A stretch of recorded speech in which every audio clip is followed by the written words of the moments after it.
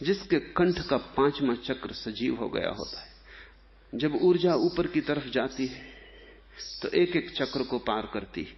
पहला चक्र काम चक्र है, दूसरा चक्र नाभि के नीचे है। दूसरे चक्र में जब ऊर्जा आती तो भय समाप्त हो जाता है, अभय उपलब्ध होता है, क्योंकि दूसरे चक्र से ही मृत्यु का संबंध है। जब दूसरे चक्र को तुम पार कर लिए, मृत्यु को पार कर लिए। इसलिए जब भी तुम्हें भय लगता है तब तुमने सोचा होगा, समझा होगा कि तत्क्षण तुम्हारे पेट में कुछ गड़बड़ होनी शुरू हो जाती। बहुत भयभीत अवस्था में तो आदमी का मलमूत्र भी त्याग हो जाता है। वो इसलिए हो जाता है कि भय का चक्र इतना सक्रिय हो जाता है कि पेट को खाली करना जरूरी हो जाता है। भयभीत आदमी के पेट में अल्सर हो जाते, चिंतित आदमी के पेट में अल्सर हो जाते। अल्सर का कुल इतना ही मतलब है कि भय का चक्र इतने जोर से घूम रहा है कि तुम्हारे शरीर को ही उसने पचाना शुरू कर दिया। उसने पेट की चमड़ी को पचाना शुरू कर दिया, इसलिए अल्सर पैदा होने शुरू हो गए।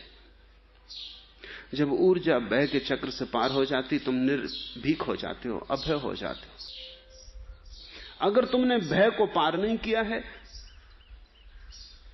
तो तुम्हारी परमात्मा की तलाश भी भय पर ही आधारित होगी। तुम अगर प्रार्थना भी करने जाओगे तो तभी जाओगे जब तुम्हारे प्राण भयभीत होंगे, अन्यथा तुम न जाओगे। इसलिए लोग सुख में नहीं जाते, दुख में जाते। सुख में कौन परमात्मा की याद करता है, क्या लेना देना परमात्मा से। जब दुखी होते तब जाते, तब भय से कपते।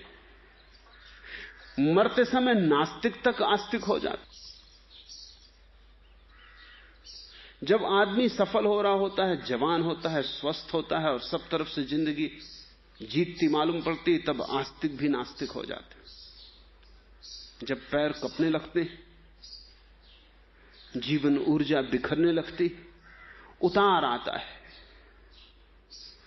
ज्वार जा चुका और बाटे का क्षण आता है, तब नास्तिक भी आस्तिक होने लगते। मरते वक्त वो भी ईश्वर की सोचने लगते।